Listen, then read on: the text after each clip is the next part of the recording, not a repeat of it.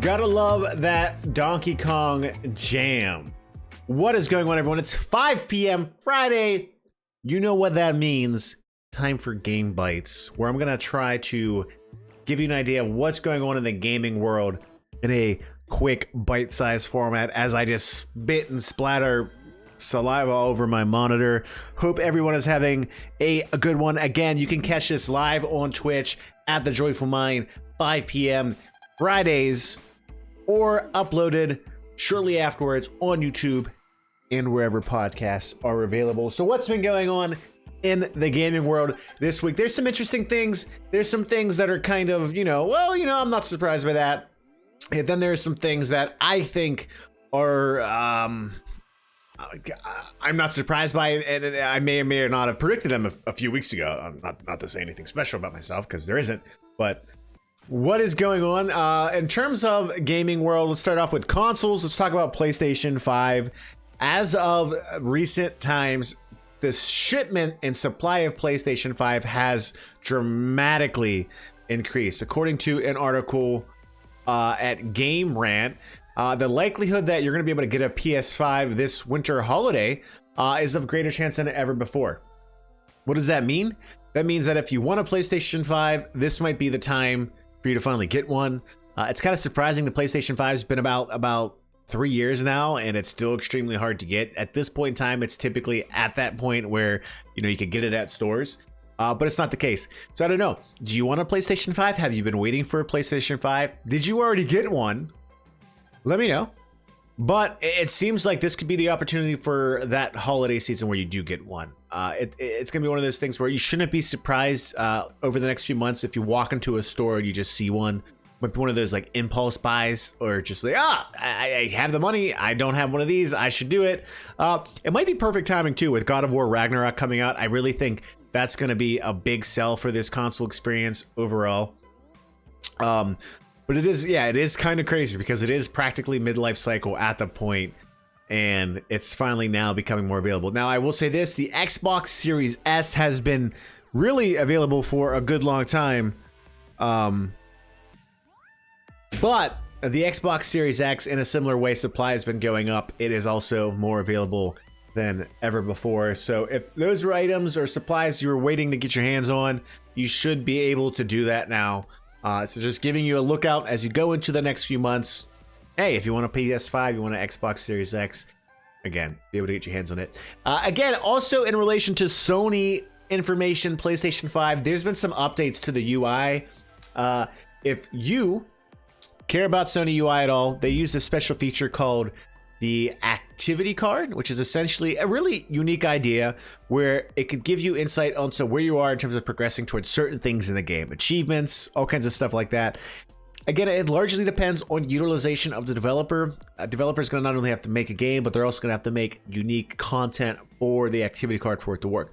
What I will say is when the PS5 first launched, the UI was kind of confusing to some people. People were really happy with the PS4 UI over the Xbox UI, but it seems like that kind of changed a lot over the last few years, where the Xbox UI is kind of looked at as the premiere of the premiere. That being said, they've been working on updating their activity card feature. That's been getting better.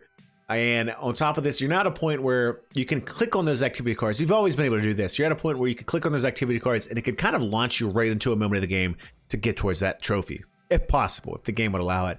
But now, not only can you do that, but you could pin those activity cards to your game screen. So you're playing a game, you could actually pin the card to see how you're progressing towards a certain achievement. So if you're a trophy hunter, this is an update for you. And again, if you've been waiting for the PlayStation 5, you finally might be able to get one as well. So yeah, cool news there. I might, if I could find one, sure. I'm not going to go out of my way for a PlayStation 5. I play a PC most of the time now, except for Switch and some Xbox stuff from here and there. But yeah. In other console news, Meta has announced that their Meta Pro, something people have been looking for a while, is coming out. The Meta Pro is going to be launching at $14.99. Let me make sure I have the correct date here. October 25th is when shipping will begin, and they will be launching. Pre-orders are you could do pre-orders now. So the Meta Pro, it's the interesting thing about it's the most expensive product Meta's released yet, which is kind of weird. considering the Quest 2 is the perfect VR product to get people into the VR space, but also experience quality VR gaming. Meta Pro is really, it's Meta's attempt at positioning themselves as a work productivity product. In fact, they are going as far as to label and market themselves in that sense. A lot of the advertisements are around using Microsoft Teams with Meta Pro for VR, which there's a part of me that's interested in that. But here's the truth. I'm not going to buy that for work unless my job gives it to me. Now, if my job gives it to me, I'm going to use that for everything else. It has everything else the Quest 2 can do, but essentially with more advanced AR abilities. And it's also more comfortable, has a better ergonomic design, all that good stuff. I am going to hold off on this one. Let me know in the video below. What are you guys going to do? I'm going to at least watch it. The interesting thing about Meta, it's been one of those things lately where they're realizing most employees, so people who make the game itself, for like the metaverse, meta experience, meta worlds, or whatever it's called, they're not using it. In fact, there was a recent major release across all the employees from one of the managers or directors saying, hey, we need to get in this game more. We need to get in the meta worlds more. We use it more. Astronomically low amount of people who make the software itself for like, not VR gaming, but their whole like live in the metaverse experience, which tells me something. There's a limit to what people want to do with VR. I like VR.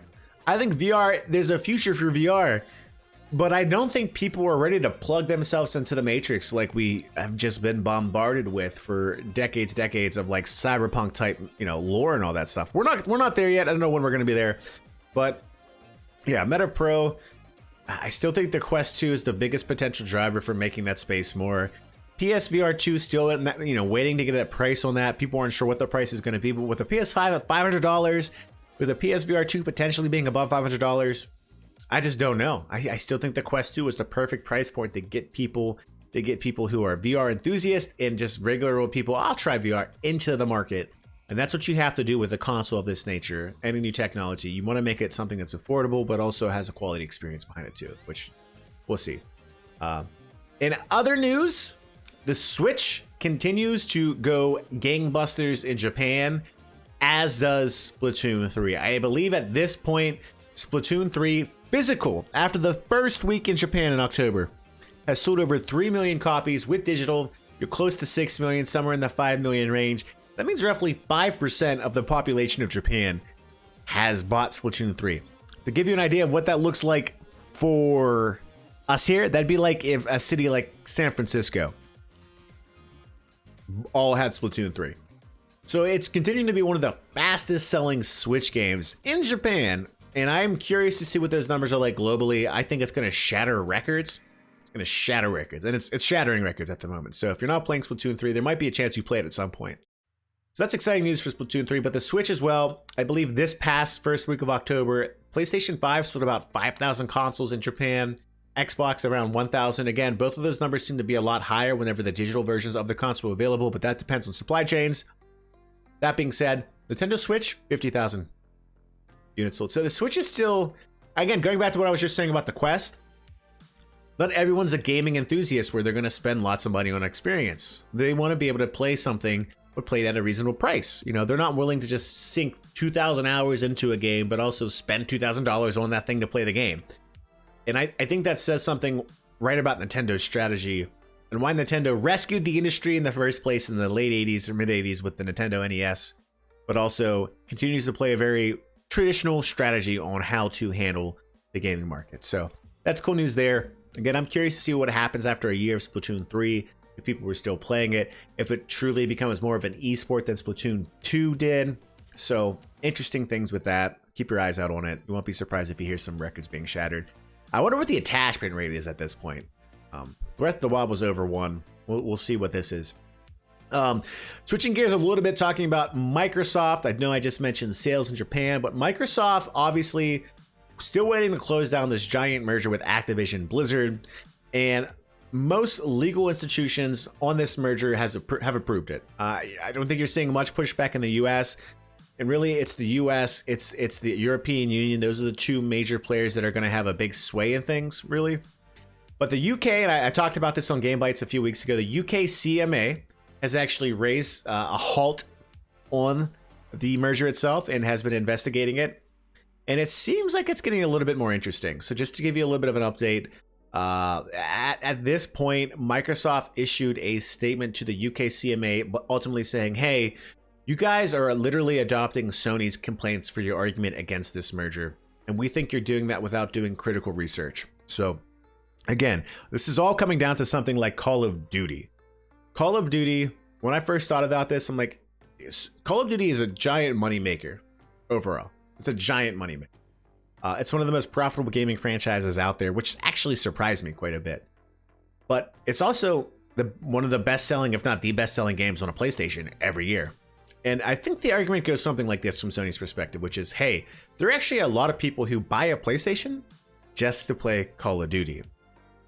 Now, Microsoft doesn't want to make it exclusive, and I believe that. So it's not like you won't be able to forever get it on PlayStation. But here's the thing, because if Microsoft keeps Call of Duty on PlayStation, every copy that Microsoft sells on a PlayStation platform, they get like 70% off. Sony gets 30% off. There's reason for them. The more Sony's successful, the more Microsoft is successful. But here's the concern, and this is actually a part of the argument Sony submitted to the UK CMA. And again, one of the heads of Sony, he's from the UK. There's a lot of belief that he has a reason to form a battleground here as like his last stand. But the argument Sony's saying is this is going to be a reason for people to convert from a PlayStation to an Xbox, because if they only buy a PlayStation, if PlayStation's best-selling game is Call of Duty, and we know that a lot of people that play Call of Duty don't necessarily play other games, they might get the PlayStation and find out, oh wait, I can get this on my Xbox for free with that $5 a month subscription? Okay, yeah, I'm just going to buy an Xbox next. And Sony's actually argued that. They're saying that this could be a reason why people convert to that platform. It's interesting. I don't know what's going to happen at this point. I still think the merger is going to go through. A lot of people think the merger is going to go through. There might be some unique concessions that happen in relation to Call of Duty in terms of how Call of Duty is handled. But this is where the UK CMA is. And the UK CMA is a bigger trade institution as well. So they're really worried about the UK market. Sony's worried about the UK market. And you're seeing it with this discussion. So let me know what you guys think. But that being said, talking about mergers and Microsoft, let's talk a little bit about a merger Microsoft has already finalized, that with Bethesda and a Bethesda-based game coming out, Starfield. Recently, Todd Howard and the Bethesda team has released a new YouTube video series. Let me pull up that name real quick. Give me a second. Talking Starfield with Todd Howard. It's called Constellation Questions. So it's essentially a YouTube Q&A video series about the Starfield game.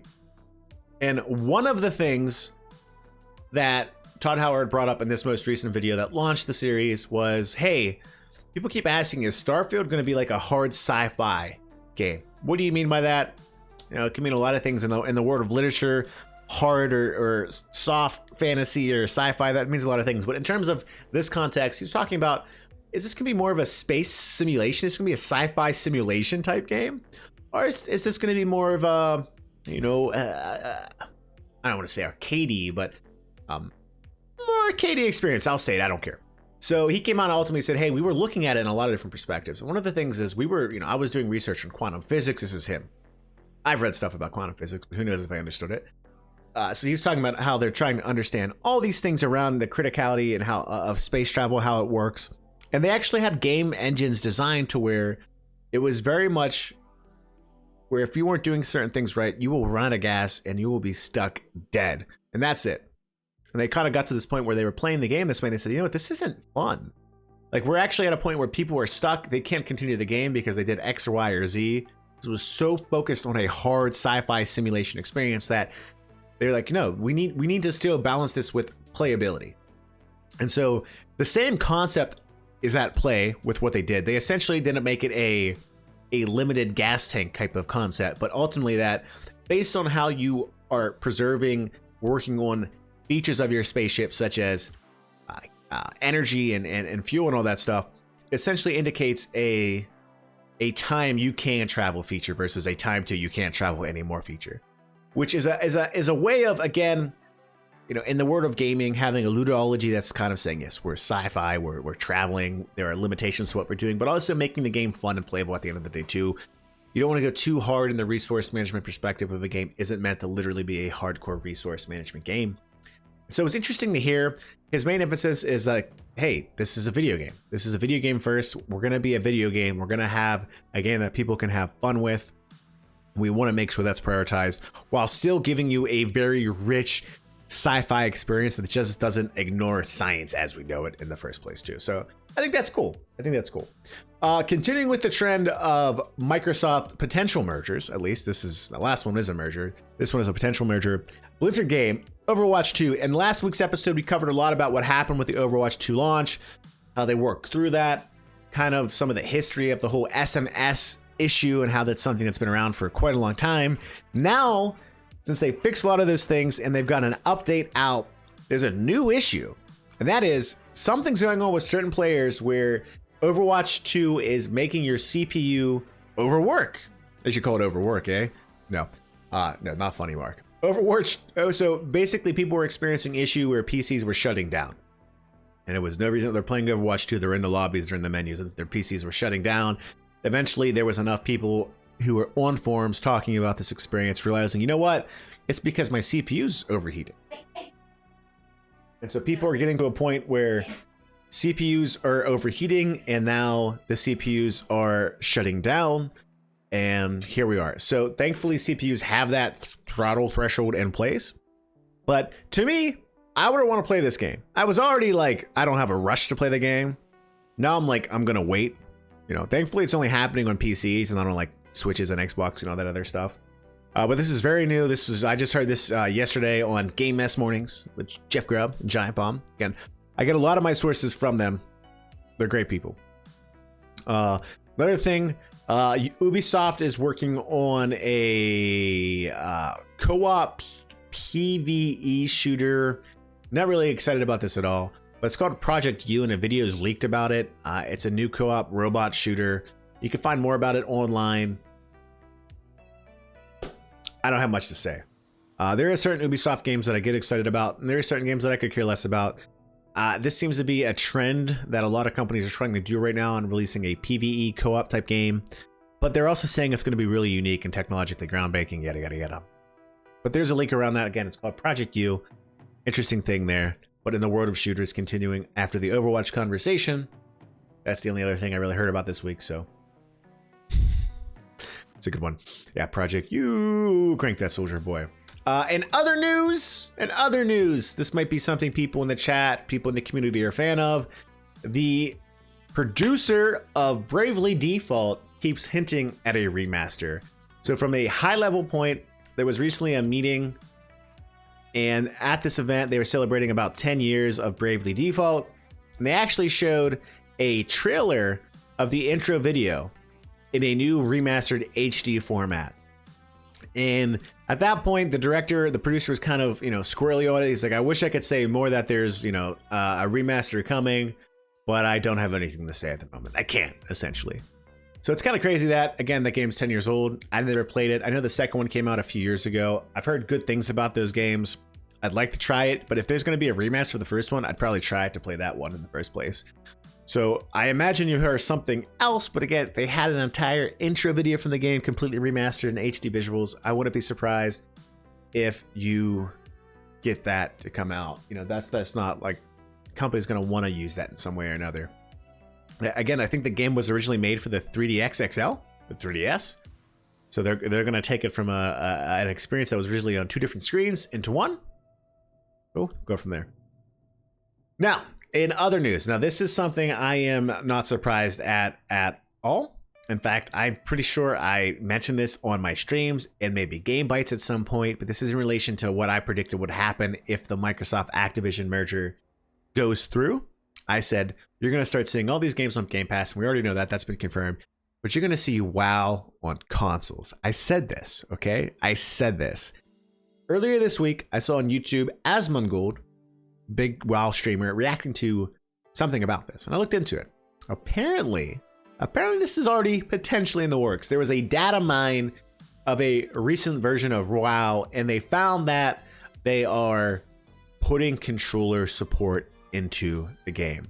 Not surprised by this. A lot of people like Final Fantasy 14. Okay? They like Final Fantasy 14 Online specifically because of how great it is to play that on console, specifically because of how great it supports controller playability. Now, if they do this, and then you have this merger with Microsoft go through, and you have a playable console experience, I do believe the community on WoW is going to go up big time. If it's free to play, if they change the monetization to be focused on certain things that are in-app purchases or whatever, which games have done this midlife, year-end, they can do that. WoW might have a Second Life, ironically, which is another MMO, right? Second Life. So yeah, there's a data leak. You know, it could be happening. Who knows? It could just be a test that got out there. But I just think WoW had to see Final Fantasy 14, what Final Fantasy 14 was doing, what other MMOs were doing, and say we can do this too. It's a no-brainer. So yeah, yeah. And 4 years now, 3 years now, you might be playing WoW on your Xbox Series X. Who knows? You might be playing Game Pass on your PlayStation 5 too, and playing WoW there as well. Who knows? Who knows? Yeah, interesting news there. Talked about Meta Pro, talked about Switch sales Japan. Oh, I'll close it off with some sad news, I guess. Konami. Konami is a beautiful. Well, let me take it a little bit. Konami is a company that has some beautiful games. I have a rich history of great games. Specifically to me, Castlevania. Castlevania, one of my favorite game series of all time. Castlevania Advance on the Steam, on the Nintendo Switch, the collection of those Castlevania, Metroidvania type games. Some of the best games, one of my most favorite games ever. Circle of the Moon, amazing. Play it again if you had a hard time with it. Okay? It looks so much better when you can see the screen.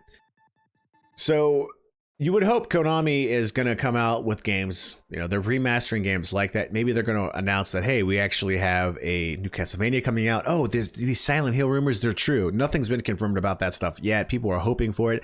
Maybe something more about Metal Gear. They own Metal Gear. They're doing nothing with it. But they are spending a lot of money in gambling and all that other stuff. And speaking of gambling, they've announced that they're doubling down on NFTs, and they're going to be doing some more NFT technology. Web 3.0 has been thrown around, and they're saying this is a big profit center for them, which doesn't surprise me. I think the people that are in charge of Konami, this is what I heard on the other stories, but like they do make Yu-Gi-Oh cards. In a lot of ways, Yu-Gi-Oh cards are similar to NFTs, except they're not digital.